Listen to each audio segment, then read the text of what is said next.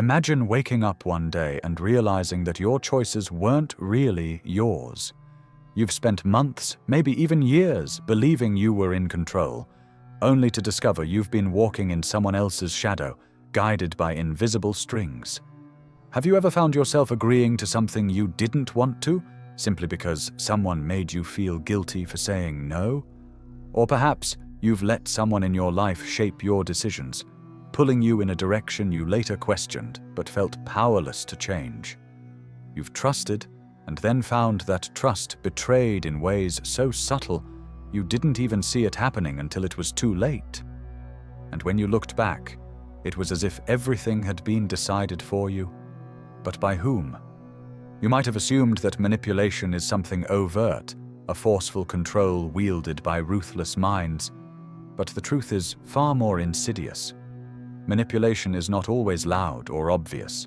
In fact, it's often the quietest voice in the room, the unseen pressure that slowly molds your decisions.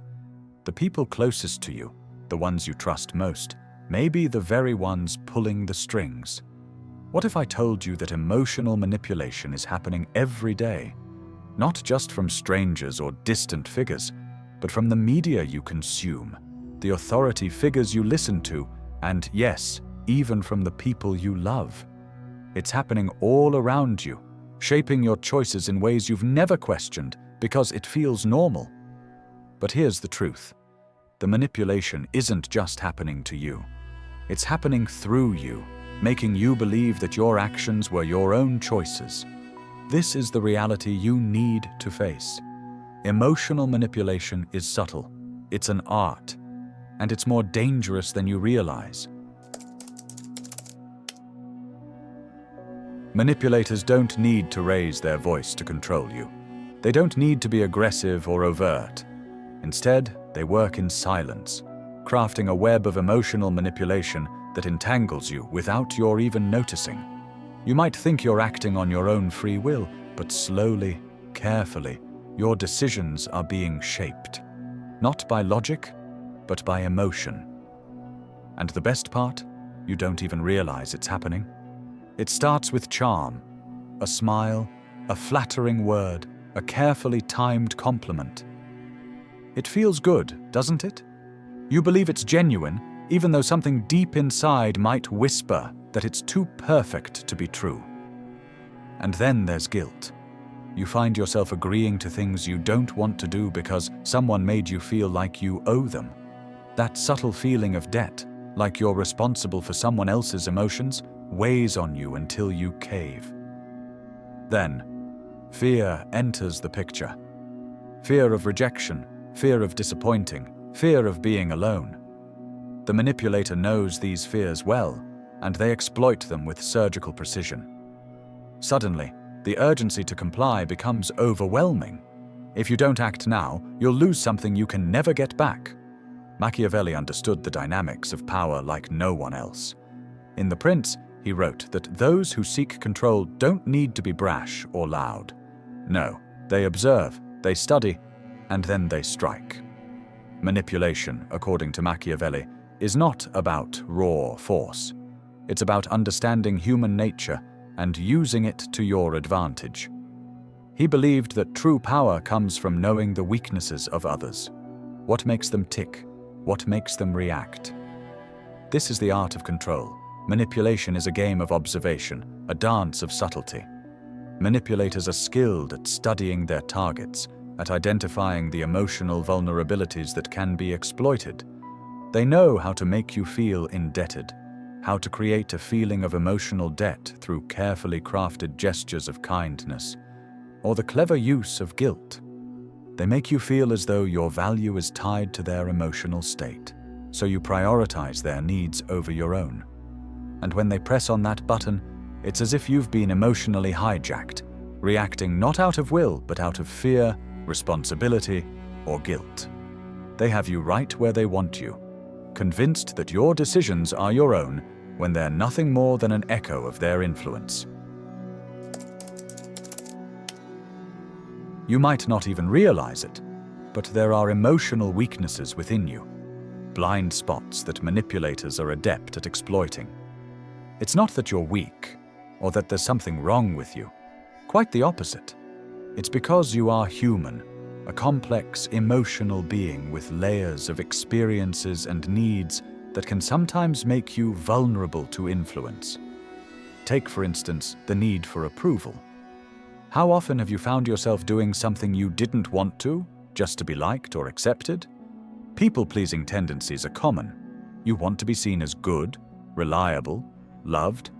But manipulators know this, and they'll use your desire to please others against you, coaxing you into decisions that serve them, not you. They'll use flattery, guilt, and kindness to wear down your defenses until you're convinced that saying no will make you unworthy or unloved.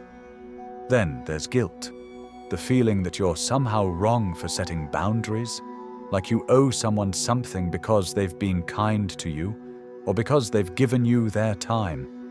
Manipulators will hone in on this guilt, twisting it until you feel selfish or ungrateful for asserting your needs.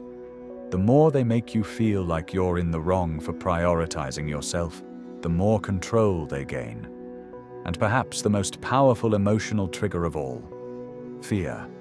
Fear of rejection, fear of being alone, fear of being forgotten. These primal fears run deep, and manipulators are masters at knowing how to stir them.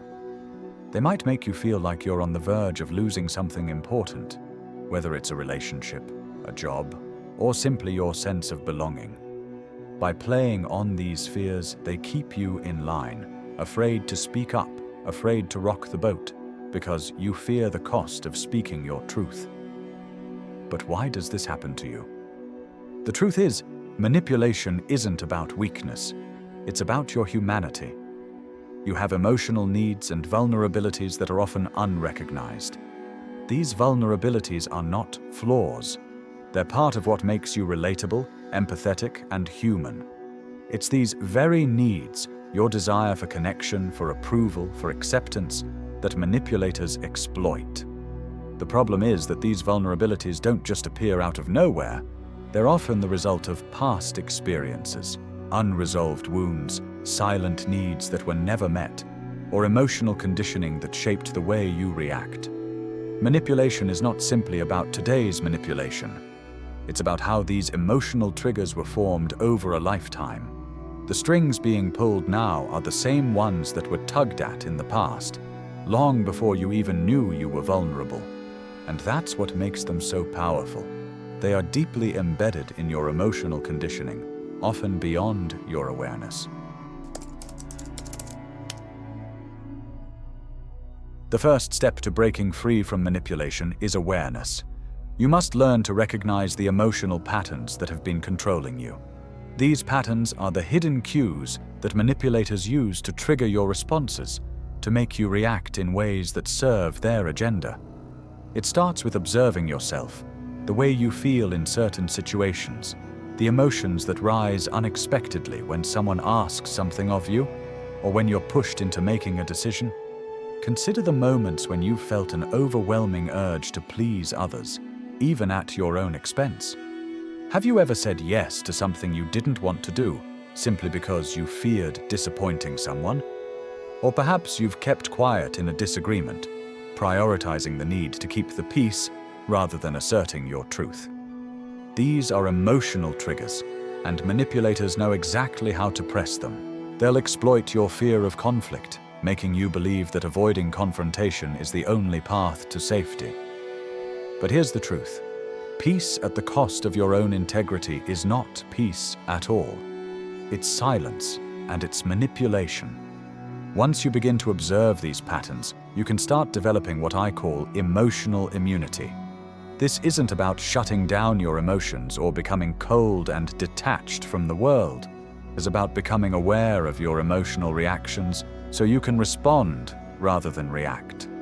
It's about recognizing when someone is trying to manipulate you and refusing to play along. By becoming self-aware, you build an emotional armor, not a hard shell, but a shield made of clarity and strength. When you can see manipulation coming, you can choose how to respond. And that, my friend, is power. The next tool in your arsenal is strategic detachment. This is the art of emotionally distancing yourself from manipulative situations without losing your empathy or humanity. It's about maintaining a sense of awareness and observation, not rushing to react or get entangled in the emotional drama. When you practice strategic detachment, you begin to view the situation from the outside, understanding the manipulator's tactics without being pulled into their web. You don't need to lose your compassion or understanding to protect yourself. Instead, you become a silent observer, able to respond thoughtfully without getting swept away by the emotional undercurrent. This distance allows you to remain calm, strategic, and in control, exactly where you need to be. To truly break free from manipulation, you must learn to break the predictability that manipulators rely on. They thrive on knowing how you will react, your automatic responses, your reflexive compliance. The moment they understand your patterns, they gain an almost eerie control over you. But here's the key. When you stop responding as expected, you disrupt their entire strategy. One of the simplest yet most powerful ways to break their patterns is by saying no when they expect you to agree. Notice the next time someone pushes you into a decision. Instead of giving in to the pressure, take a step back and say no. Not out of anger, but from a place of clear, calm assertiveness. Watch how it disorients them. They won't know what to do with your refusal, and that moment of confusion is your opportunity to regain control. Similarly, manipulators expect emotional reactions. They expect you to argue, cry, or react impulsively. Instead, try staying silent when they want you to engage. That silence will break their rhythm, leaving them grasping for the response they're used to. By withholding what they expect, you create space to regain your emotional equilibrium, leaving the manipulator off balance. At the heart of defending yourself against manipulation lies a strong, clear sense of self. Manipulators don't just want to control your actions, they want to control your perception of yourself.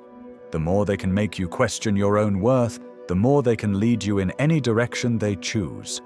This is why it's crucial to know exactly who you are, what you value, and where your boundaries lie. When you have a solid identity, rooted in your beliefs and your values, manipulators lose their grip. They can't push you into being someone you're not because you've already decided who you are. The more you know yourself, the less they can manipulate your actions. Another invaluable tool in your defense is silence. Silence is often underestimated, but when used strategically, it becomes a weapon that disrupts manipulative behavior. By withholding emotional exposure, you deny manipulators the emotional ammunition they rely on. You don't need to justify yourself, explain, or defend. You simply remain silent.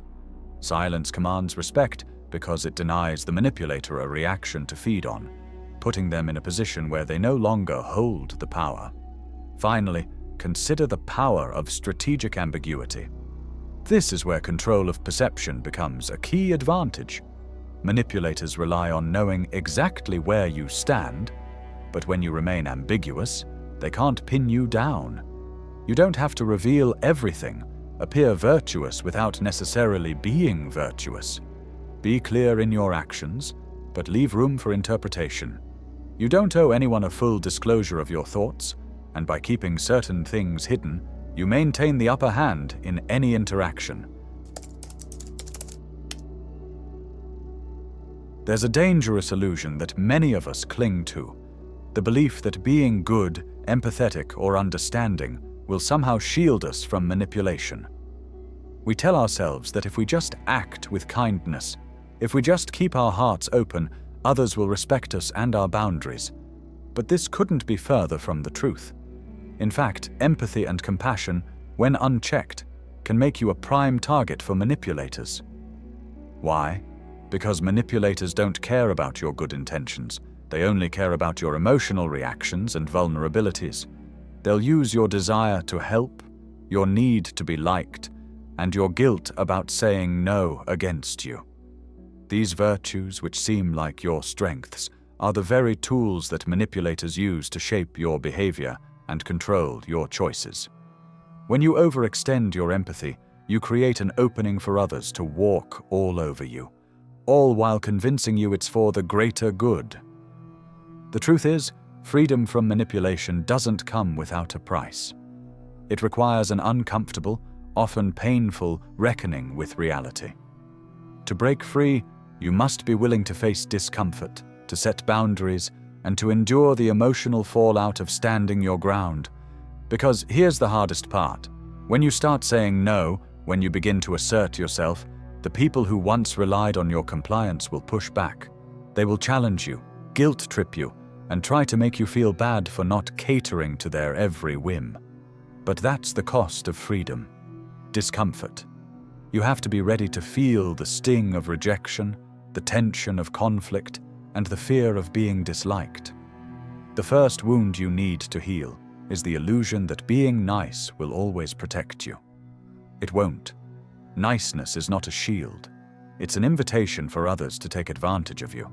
The key to true freedom is self-assertion, the ability to say no without hesitation, without guilt, and without needing to explain yourself. A no said with serenity has more power than 1,000 arguments. When you set boundaries and stand firm, you're not just protecting yourself, you're signaling to the world that you have value, that your time, your energy, and your emotional space are not freely given, but earned. And that, more than anything, will protect you from manipulation. Manipulation takes on a different, more dangerous form when it comes from those closest to you. Family, partners, friends, these are the people you expect to trust, to support you, to have your best interests at heart. Yet it is often in these very relationships that manipulation is most insidious. The manipulator in your life isn't loud, aggressive, or overtly controlling. No, they're subtle. They know you too well. They've learned how to play on your emotions, to get inside your head without you even realizing it. The manipulator at home, work, or in your personal life is often more subtle and dangerous because their control is cloaked in the guise of love, care, or concern. You might not even notice it until the pattern is already deeply ingrained, and by then it feels too late to question their influence. One of the most effective tools they wield is emotional blackmail, a tactic designed to make you feel responsible for their emotional well-being. What appears to be affection or care is actually a veiled threat. Manipulators know how to make you feel guilty for not meeting their emotional needs.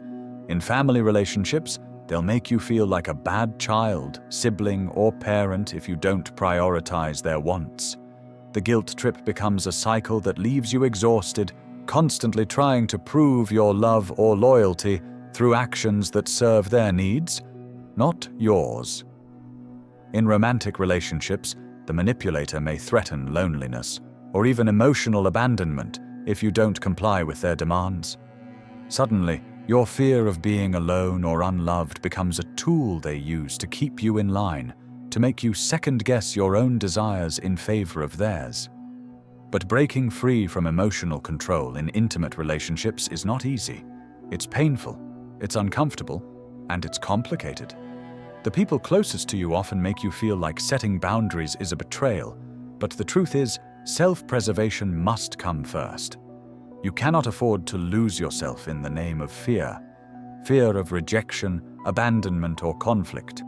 You must be willing to assert yourself, even when it feels like it might cost you something important. No one, not a family member, not a partner, should have the right to manipulate your emotions for their benefit. Setting boundaries in these close relationships doesn't mean cutting people off. It means standing firm in your own emotional truth and refusing to let anyone hold your worth hostage. This is about self-respect, choosing yourself first, even if it's uncomfortable.